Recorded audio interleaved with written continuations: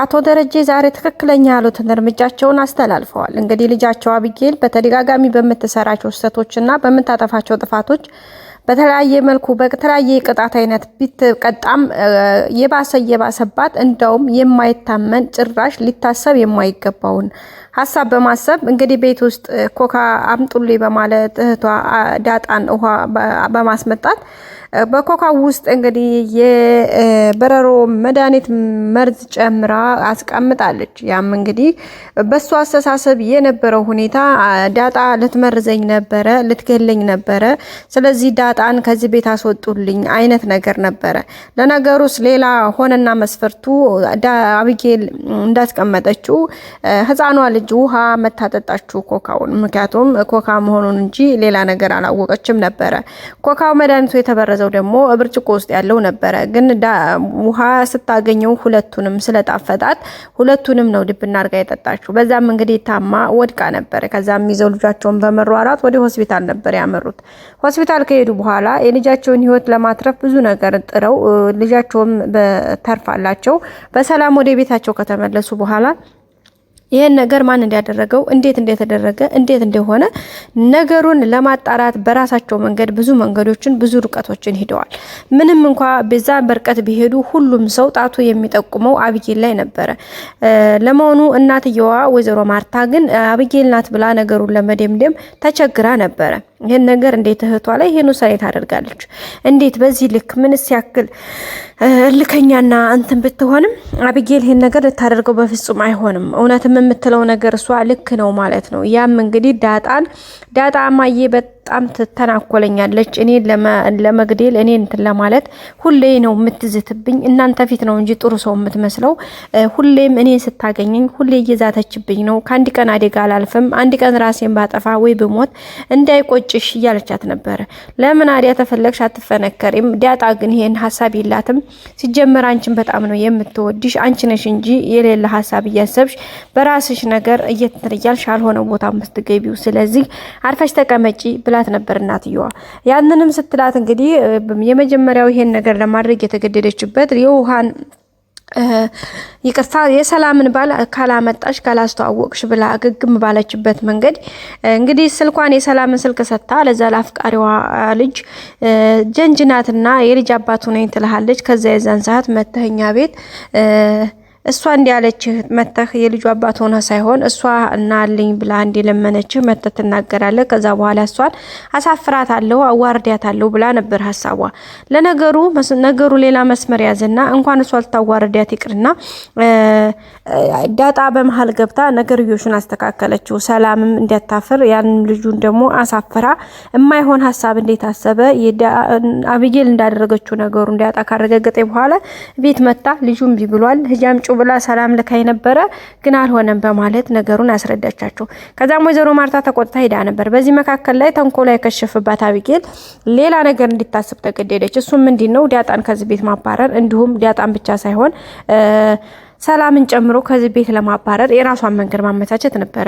ይሄን የመርዙን ሀሳብ ያመጣችው ዳጣ ሌላ ነገር ብላቸው ቤተሰቦች እሺ ስላላሉ እስኪ ልትገለኝ ነበረ ብላ ብል ይሄ ነገር ምናልባት አሳማኝ ሊሆንልኝ ይችላል ከሚል አንፃር ነበር ያሰበችው። ነገሩ ሌላ መስመር ይዞ ሄደ ማለት ነው። ከዛም በመቀጠል እንግዲህ እሷ እንዲሆነችም ነገሩ ይሹ ታወቀ። በመጨረሻም የመጀመሪያ ወይዘሮ ማርታ እንግዲህ ዳጣ ጋር ሲያወሩ በነበረው ቃለ ምልልሳቸው ነገሩን ሰምታቸው ነበረ። ከዛ በመቀጠል ደግሞ ጧት ላይ ተነስተው ሁሉንም ልጆቻቸውን በመሰባሰብ ቤት ውስጥ ካሜራ እንደተደበቀና ያለውን ነገር ካሜራ ፈተው ከማያታቸው በፊት እውነታውን ሁሉም ሰው እንዲያጋለጥ ነበር የጠየቁት። ከዛም እንግዲህ ጋሽ ደረጀ ይሄን ነገር የዋሸ ሰው ግን እስከ መጨረሻ ሌላ ሪስክ ነው የሚጠብቀው። ካሜራው ከተፈታ ሌላ አደጋ አለው። ስለዚህ ካሜራው ከመፈታቱ በፊት ሁላችሁም እውነታውን ተናገሩ። ተረትና እንትን ጨምሮ ጋሽ ደረጀ እንግዲህ አስጠንቅቆ ነበር የነገራቸው ቤተሰቦቻችን። ያው እንግዲህ ጋሽ ደረጀ እንደዛ ቢላቸውም አቢጌል ለመደበቅ ነገሩን ሞክራ ነበረ። ግን ጋሽ ደረጀ የዋሸኝን ግን ምሪ አልምረውም፣ እንዲሁም ደግሞ ተረት አንስቶ ምሳሌ ጠቅሶ በነገራቸው መሰረት በተለይ ካሜራው ተተፈታ ወዮላችሁ ሲባሉ ዳጣና ናታን አይ ለምን ይሄ እንደዛ ከሆነ ካሜራው ለምን አይታይም? ምናልባት ከዚህ ቤት ውስጥ ሰውም ላይሆን ይችላል። ሶ ካሜራ መኖር እንደውም መልካም ነው። ካሜራው ይፈታና ሁሉም ነገር ይታይ ነበር ያሉት። አይ ወይዘሮ ማርታ በዚህ ላይ ቀጠል አለችና አይ ካሜራው ከመፈታቱ በፊት እዚህ ቤት ውስጥ ያደረገ ሰው ካለ እውነታውን ማወቅ እንፈልጋለን። ግን እዚህ ቤት ውስጥ ሰው ያደረገው ሰው እዚህ ቤት ውስጥ ተቀምጦ ካሜራ ፈተን ስናይ እዛ ቪዲዮ ላይ ከተገኘ ግን ሌላ ከባድ የከፋ አደጋ ነው የሚፈጠረው። ስለዚህ ይህን ነገር ሆን ብላችሁ ላይሆን ይችላል የተደረገው፣ ግን ቢሆንም በማለት የማወጣጫ ቃላትን እንዲሁም ደግሞ ለስለስ አድርገው ነገሮችን ወዝ አድርገው ለመጠየቅ የተገደዱበት ቃላት ነበረ። ይሄንን ካደረኩ በኋላ እንግዲህ አቢጌል በካሜራው እንደዛ ሲባል በጣም ነው ደነገጠችው። እንዴ ለምንድን ነው ካሜራኛ ሳናቅ የተገጠመው ለምን አልተናገራችሁም እያለች ነበረ። እንግዲህ እንደ ቤተሰቦቿንም ለመቆጣት አይነት ነገር ነበር።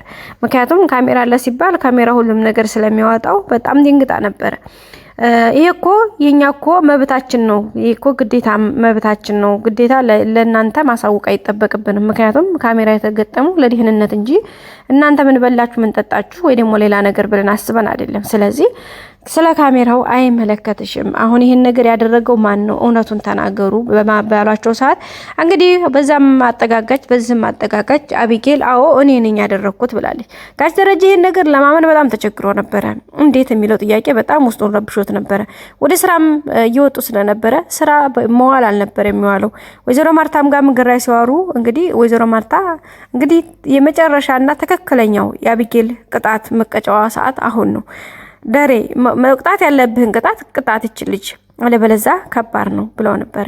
ጋሽ ደረጀም እንግዲህ አንድ ሰው ተጣሞ ታደገ እንኳን አይደለም ሰው ይቅርና እንጨት ተጣሞ ያደገን እንጨት በመታደገ በኋላ ወይን ከጠነከረ በትልቅ ከሆነ በኋላ ለማስተካከል በጣም ያስቸግራል። እንዴት አድርጋ እንደምትስተካከል ምን አይነት ቅጣት እንደምትቀጣ ራሱ በጣም ግራ ያጋባል። ለሁሉም እስኪ እናየዋለን በማለት ጋሽ ደረጀ በጣም በንዴትና በብስጭት ውሎ ነው የመጣው። ከዛም ከሰዓት ያሰበው ሀሳብ ምን ነበረ? ልብሷን አዘጋጅላትና ከዚህ ቤት መውጣት አለባት። ለሳምንት ያክል ሌላ ስርፋ ሄዳ እስኪ ሁኔታዎችን ማየት አለባት፣ አለበለዛ ግን አልተዘለቀችም በማለት ነበር ያለው።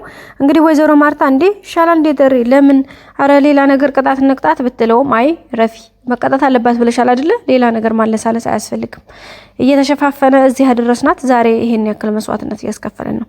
ስለዚህ ይሄ መጨረሻ ነው ተብሎ እንግዲህ በተመካከሩት መሰረት አቢጌል ደረጀ ሻንጣዋን ሸክፋ ከቤት እንድትወጣ ተደርጋለች። ጋሽ ደረጀም ማንም ሰው እንዳይከተላት እሷ ራሷ ትውጣ በማለት ቤቱን ሰው አስጠንቅቀዋል።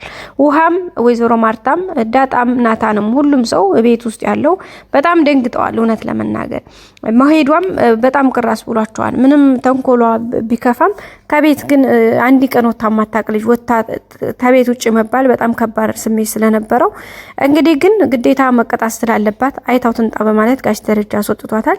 ወደ ቤተሰቦችን ላይክ በማድረግ እስከ መጨረሻው ተመልከቱ። መልካም ጊዜ።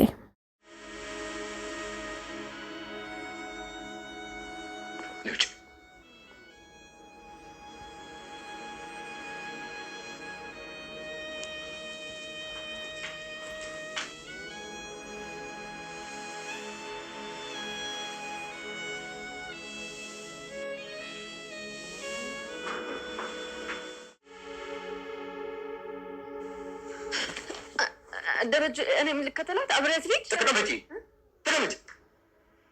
ማንም ሰው እሷን እንዲከተላት አልፈልግም። ማንም ምን አይነት ቅጣት ማለት ነው? ያንን ሁሉ ሞክሬ አልተሳካልኝ። እንደኔ መከረ የለም። ስንት ነገር ደብቄ ለማስተካከል ሞክሬ ግን አልተሳካልኝ። አይዞህ ከጎንህ ነኝ። እሺ ማለቴ ሰላም ሳታነሳው እንዴት ሰላም እኮ ይሄ ሲሆን እዚህ አልነበረች። ውሃ ምን ክፍል ነበረች። ወደዚህ ስትመጣ ነው የጠጣችው። ታዲያ ማን ነው መርዙ ብርጭቆ ውስጥ የጨመረው? እኔ አልጨመርኩ።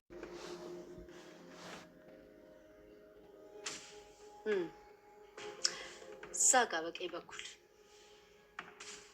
ጌጥ የሚመስሉት ጥቋቁር ነገሮች ይታያቸዋል። ካሜራዎች ናቸው።